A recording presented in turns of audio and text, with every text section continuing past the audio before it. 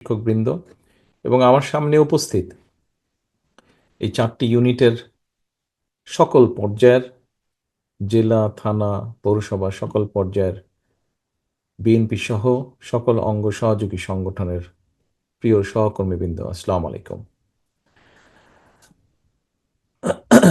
আমি প্রথমেই আজকে আপনাদের যারা এই অনুষ্ঠানে সকাল থেকে এসেছেন, যোগদান করেছেন, আপনাদের প্রত্যেককে আমি আন্তরিক শুভেচ্ছা এবং ধন্যবাদ জানাচ্ছি আজকের এই অনুষ্ঠানে যোগদান করার জন্য।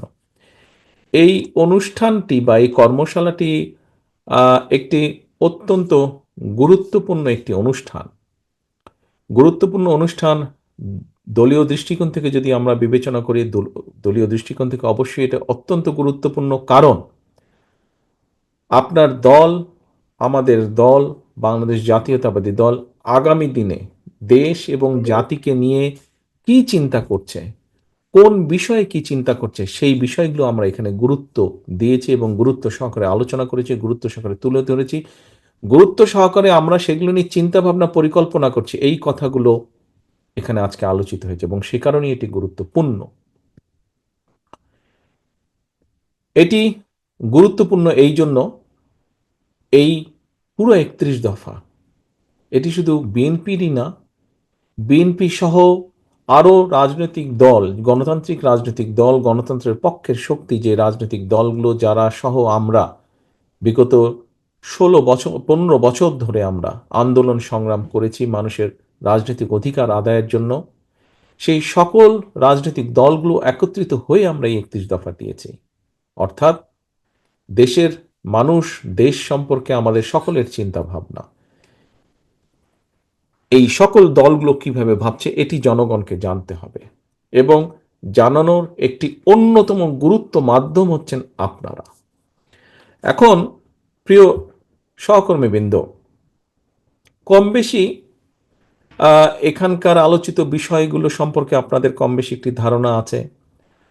কম বেশি এখানে বলেছেন, একজন সভাপতি সাহেব বলেছেন যে এটি আমরা কবে প্রথম দিয়েছি, কোন প্রেক্ষাপটে আমরা দিয়েছি, কম বেশি আপনাদের ধারণা আছে। আজকের এই যে আপনাদের সাথে আমি সংযুক্ত হবার পরে তার আগেও বিভিন্ন আলোচনা হয়েছে, বিভিন্ন বিষয়ের আলোচনা হয়েছে। বিশেষ করে ঢাকা থেকে যারা প্রশিক্ষকবৃন্দ গিয়েছেন প্রত্যেকেই গুরুত্বপূর্ণ বিষয় আপনাদের সামনে তুলে ধরেছে। কিন্তু আজকে আপনারা যারা সামনে বসে আছেন আমার, অর্থাৎ এই ইউনিটগুলোর বিভিন্ন পর্যায় থেকে আপনারা যারা আসছেন, আপনারা আজকের সহ গতকালকেও 3টা ইভেন্টে মানে 3টা ইউনিটের অনুষ্ঠানে আমি ছিলাম, তাদের সাথে কথা বলেছি। তার আগেও আমরা যখন মধ্যেখানে কিছুদিন রোজা সহ বিভিন্ন কারণে কিছুদিন গ্যাপ ছিল আমাদের 31 দফা ওয়ার্কশপ বা এই ক্লাসটার, একটি গুরুত্বপূর্ণ বিষয় কিন্তু আমি খেয়াল করেছি। প্রিয় সহকর্মীবৃন্দ, আমি জানি না আপনারা খেয়াল করেছেন কিনা, মঞ্চে উপস্থিত আলোচকবৃন্দ, আমার ধারণা আপনারা নিশ্চয়ই সবাই না হলেও কেউ কেউ অবশ্যই আপনারা খেয়াল করেছেন। আমরা যদি টিভি খুলি, টিভিতে যেই টক শোগুলি হচ্ছে সংস্কার বা রিফর্ম নিয়ে, আমরা যদি সরকারের বিভিন্ন ব্যক্তির বক্তব্য শুনি, আমরা বিভিন্ন রাজনৈতিক দলের কথাবার্তা শুনি, আলোচনা শুনি, আমরা সংস্কার বিষয়ে কি হবে যেই বিষয়গুলো আমরা পয়েন্টগুলো দেখি, সেগুলা কিন্তু এক রকমের পয়েন্ট যা অবশ্যই আমাদের 31 দফার মধ্যে আছে, যা আমরা বলেছি। কিন্তু ঘুরে ফিরে কতগুলো একটা জায়গার মধ্যে একই কতগুলো বিষয় নিয়ে আলোচনা আছে। কিন্তু আপনারা যারা বিভিন্ন গ্রাম থেকে এসছেন, বিভিন্ন পৌরসভা থেকে এসছেন, বিভিন্ন থানা বা উপজেলা থেকে এসছেন, আপনারা যারা প্রত্যেক দিন প্রত্যহ সাধারণ প্রান্তিক মানুষ বলতে যাদেরকে বোঝায়, তাদের সাথে যারা উঠা বসা করছেন, আপনারা আলোচনা করেছেন যাতায়াত ব্যবস্থা নিয়ে, যা জনগণের একটি চিন্তার বিষয়, প্রান্তিক সাধারণ মানুষ বলতে যাদেরকে বোঝায়। আপনারা আলোচনা করেছেন স্বাস্থ্য খাত নিয়ে, যা সাধারণ মানুষের কনসার্ন। আপনারা আলোচনা করেছেন পানি সমস্যা নিয়ে বা তিস্তা নিয়ে, যা সাধারণ মানুষের কনসার্ন। আপনারা আলোচনা করেছেন শিক্ষা নিয়ে, যা সাধারণ মানুষের প্রাত্যহিক চিন্তা ভাবনা। আপনারা আলোচনা করেছেন কৃষি নিয়ে। স্বাভাবিকভাবেই বাংলাদেশের ম্যাক্সিমাম মানুষ কৃষি পেশার সাথে জড়িত। প্রতিদিন উঠতে বসতে বহু কৃষক বা কৃষির সাথে সম্পর্কিত মানুষের সাথে আপনাদের দেখা সাক্ষাৎ কথাবার্তা হয়। আপনারা আলোচনা করেছেন কর্মসংস্থান নিয়ে, যা সাধারণ মানুষের একটা মাথা ব্যথার কারণ, কোটি কোটি মানুষের। আপনারা আলোচনা করেছেন নার্স ট্রেনিং নিয়ে। একজন বোন এখানে বলেছেন, সুলতানা নামে একজন বলেছেন, স্বাভাবিকভাবে নারীদের একটি একটি একটি কর্মসংস্থান বা বিষয়ে আলোচনা করেছেন। আপনারা আলোচনা করেছেন, সেটি উত্তর অঞ্চল হিসাবেই হোক, সামগ্রিক দেশ হিসাবে হোক, এলাকার উন্নয়ন নিয়ে।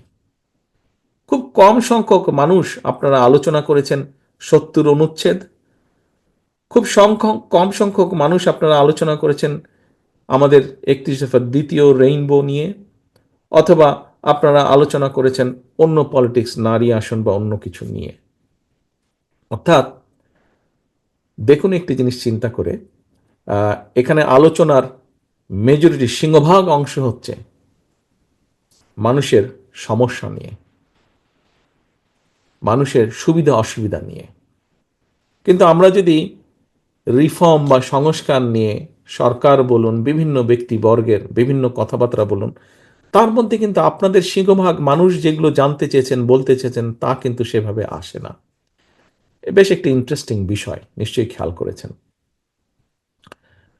প্রিয় সহকর্মীবৃন্দ, বাংলাদেশ জাতীয়তাবাদী দল বিএনপি এর প্রতিষ্ঠাতা শহীদ রাষ্ট্রপতি জিয়াউর রহমান, এর নেত্রী দেশনেত্রী বেগম খালেদা জিয়া। আমরা দেখেছি এই মানুষগুলো যখন দেশ পরিচালনার সুযোগ পেয়েছেন, দায়িত্ব পেয়েছেন, তখন মূল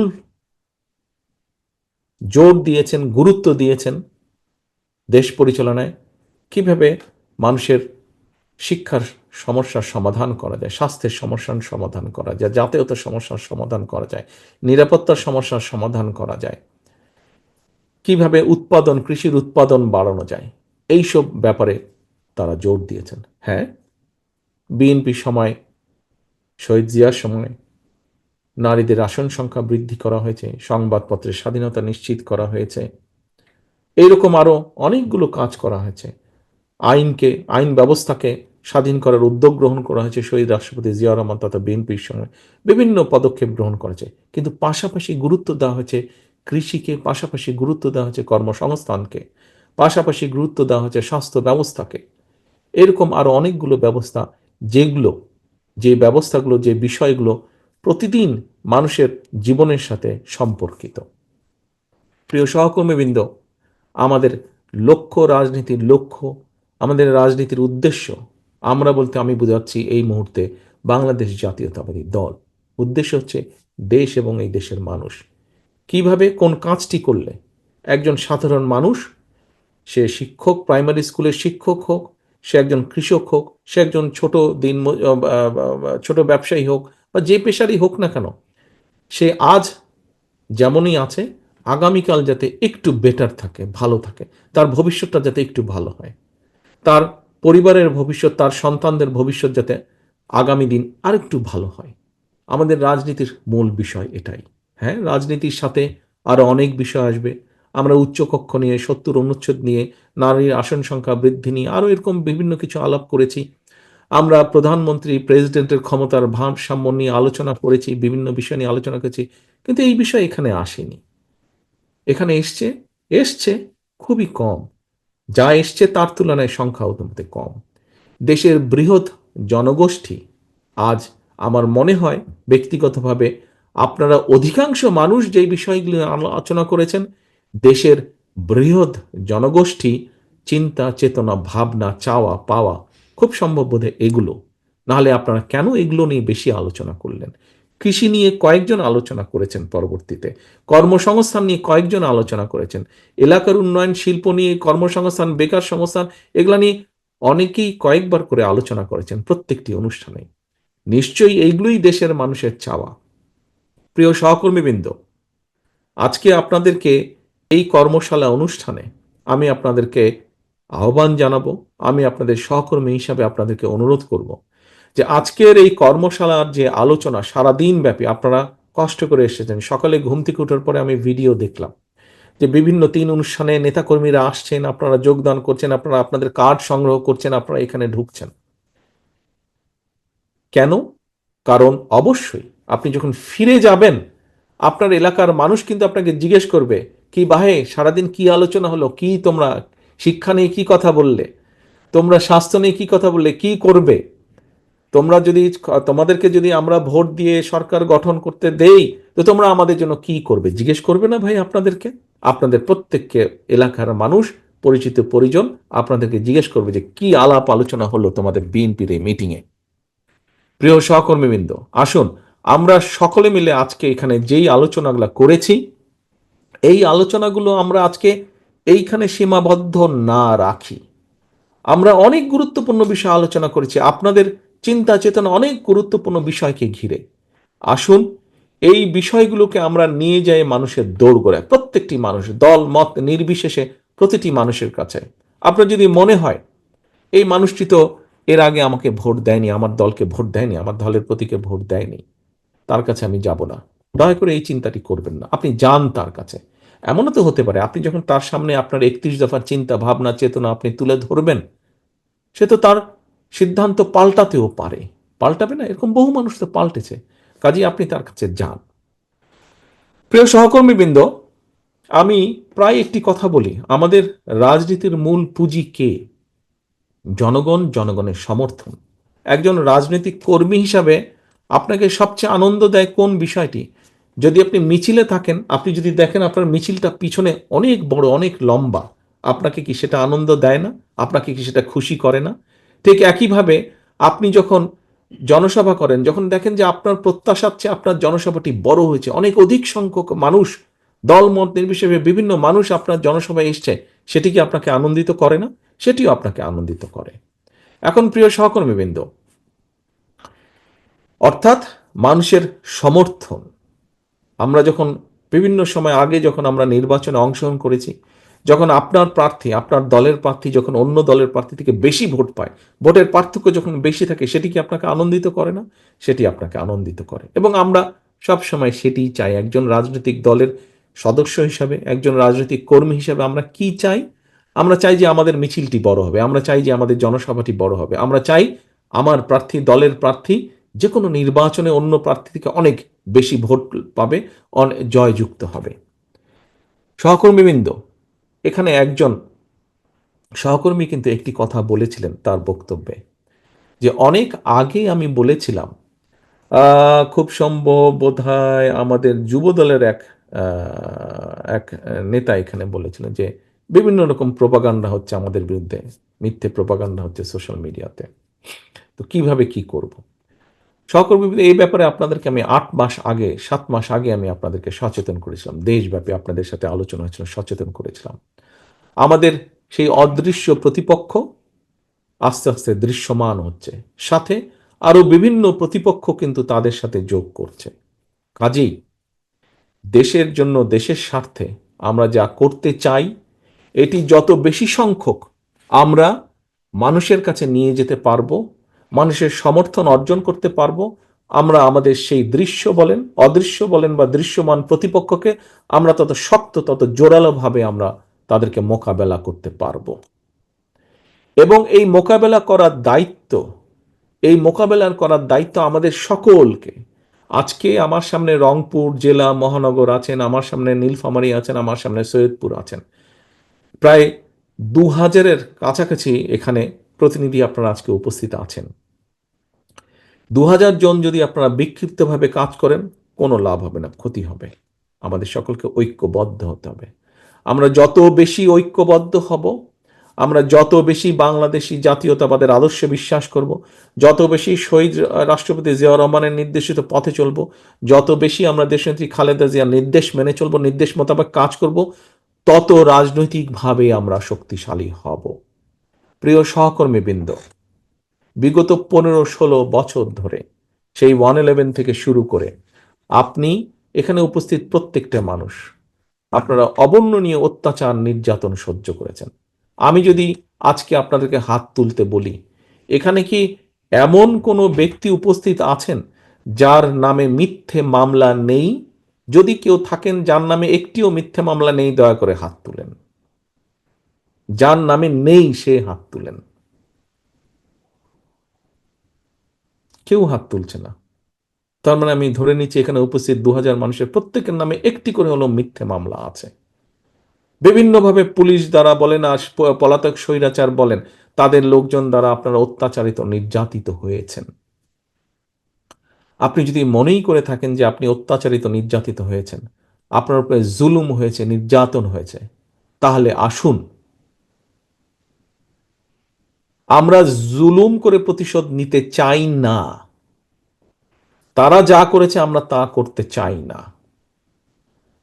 আজকে একটু আগে যেই কথাটি বলেছি যে আপনি যখন ফিরে যাবেন, আপনাকে কিন্তু জিজ্ঞেস করবে আপনার পরিচিত জন, এলাকার মানুষ, কি হলো তোমাদের মিটিংয়ে, কি হলো।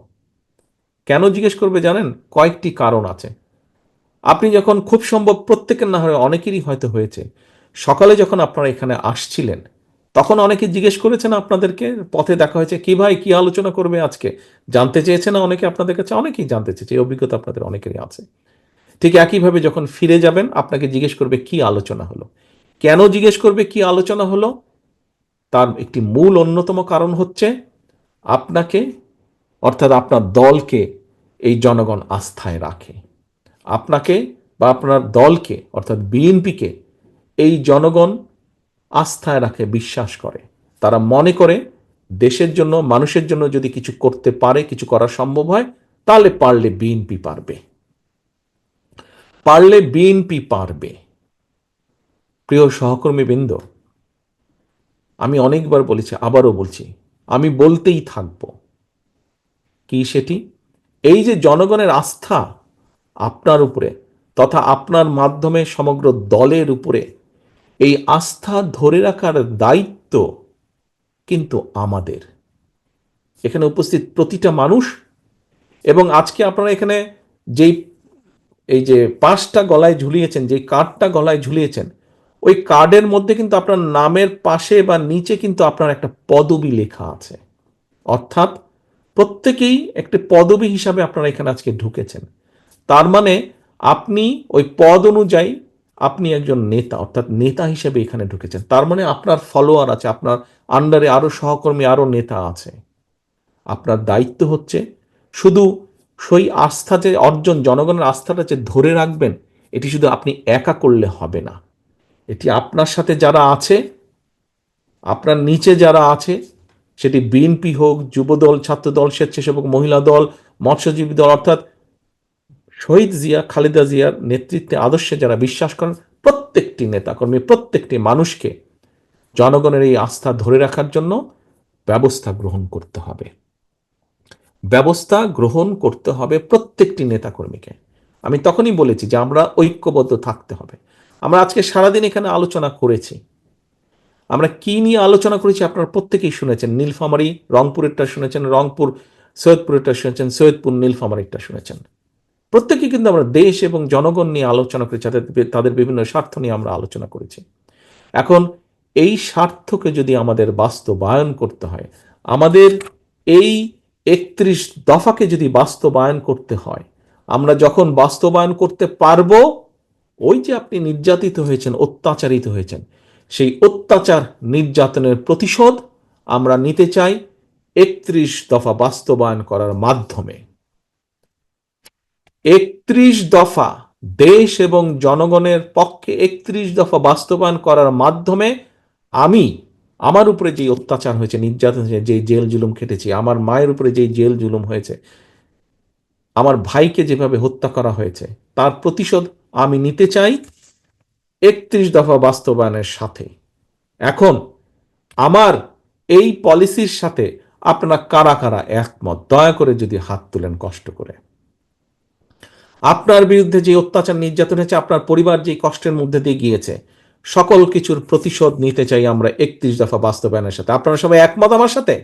এটিই হবে আমাদের প্রতিশোধ নেওয়ার উপায়। প্রিয় সহকর্মীদের ধন্যবাদ, হাত নামান। এই যে আপনারা হাত তুললেন, এই হাত তোলাটা আমি ধরে নিতে চাই, আমি বিশ্বাস করতে চাই হাত তোলাটা শুধু হাত তোলার জন্য আপনারা তোলেননি। আপনারা দৃঢ়ভাবে বিশ্বাস করেছেন। আমি তখন একজনকে একটি কথা বলেছিলাম, কাকে বললাম আমি, লেলিনকে বোধহয় বললাম, খুব সম্ভব নাকি, যে আহ, যদি বিএনপি যায় কেন, যদিটা কেন বলবেন আপনি? আপনি ভালো কাজ করতে চাইছেন, আপনি জনগণের আস্থা অর্জন করতে চাইছেন, তাহলে কেন আপনার মধ্যে বিশ্বাস থাকবে না? আপনি যদি ভালো কাজ করতে পারেন, ভালো কাজ করার লক্ষ্য উদ্দেশ্য যদি আপনার থাকে, ইনশাল্লাহ জনগণ আপনার পক্ষে রায় দিবে। কিন্তু তার জন্য আমাদেরকে পরিশ্রম করতে হবে, কষ্ট করতে হবে, পরিশ্রম করতে কষ্ট করতে হবে। এবং আজকে সারাদিন যেই আলোচনা করেছেন, এটি আজকে এখানেই এই ঘর থেকে আর 2-4-5 মিনিটে শেষ হয়ে যাবে। মাগরিবের আজান হয়ে যাচ্ছে এখনই, বা হয়ে গিয়েছে, নামাজ পড়বেন অনেকেই, আমি বক্তব্য শেষ করে দিব। আমার বক্তব্যের পরেই আলোচনা, এই আজকের এই কর্মশালা শেষ। কিন্তু এই যে সারাদিন যে আলোচনাগুলো করলেন, দয়া করে এই সবগুলো আপনার এলাকার প্রতিটি মানুষের কাছে পৌঁছে দিতে হবে। তার পক্ষে জনমত, জনসমর্থন আপনাকে অর্জন করতে হবে। আমি তো বলেইছি, আপনি এই যে 5টা ঝুলিয়েছেন, গলায় কার্ডটা আছে, আপনার নামের পাশে আপনার একটা পদবি আছে, অর্থাৎ ইউ আর এ লিডার। আপনি একজন নেতা হিসেবে উপস্থিত হয়েছেন, এবং নেতা হিসেবে আপনার কাজ হচ্ছে, অন্যতম প্রধান কাজ হচ্ছে দলের পক্ষে জনসমর্থনকে একত্রিত করা, জনসমর্থনকে ঐক্যবদ্ধ করা, দলের পক্ষে জনসমর্থনকে এক জায়গায় নিয়ে আসা। প্রিয় সহকর্মীবৃন্দ, আপনারা স্বৈরাচারের বিরুদ্ধে, অত্যাচার জুলুমের বিরুদ্ধে আপনারা আন্দোলন করেছেন, রাজপথে মিটিং মিছিল সংগ্রাম করেছেন, জনগণকে ঐক্যবদ্ধ করেছেন। আসুন এবার আমরা জনগণকে ঐক্যবদ্ধ করি দেশ গঠনের জন্য। এবার আমরা জনগণকে ঐক্যবদ্ধ করি 31 দফা, বিএনপি তথা গণতান্ত্রিক রাজনৈতিক দলগুলো সকলে মিলে যে 31 দফা দিয়েছে রাষ্ট্র কাঠামো মেরামতের, সেই 31 দফার রাষ্ট্র কাঠামো মেরামতের পক্ষে জনগণকে আমরা ঐক্যবদ্ধ করি। আজকের এই কর্মশালায় এটাই হোক আমাদের শপথ, এটাই হোক আমাদের প্রতিজ্ঞা, যে আজকে থেকে আগামী জাতীয় নির্বাচন পর্যন্ত আমরা প্রতিটি শহীদ জিয়া, খালেদা জিয়ার প্রতিটি কর্মী আমরা 31 দফার পক্ষে আমরা জনগণকে ঐক্যবদ্ধ করব। 31 দফার পক্ষে জনগণকে আমরা বিএনপির সমর্থনে ঐক্যবদ্ধ করব। এটাই হোক আজকে আমাদের কর্মশালার প্রতিজ্ঞা, এটিই হোক আমাদের আজকের কর্মশালার শপথ। সকলকে ধন্যবাদ জানিয়ে আমার বক্তব্য শেষ করছি। আল্লাহ হাফেজ। বাংলাদেশ জিন্দাবাদ, বাংলাদেশ জাতীয়তাবাদী দল জিন্দাবাদ। আসসালামু আলাইকুম। দেশ